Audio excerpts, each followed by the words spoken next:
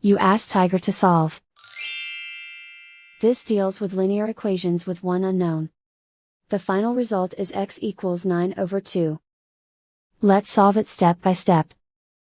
Group all constants on the right side of the equation. Add 36 to both sides. Simplify the arithmetic.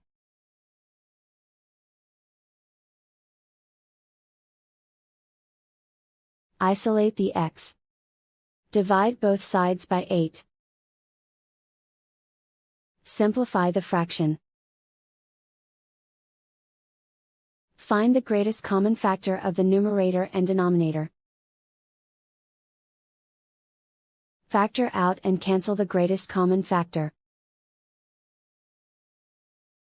And so the final result is x equals 9/2.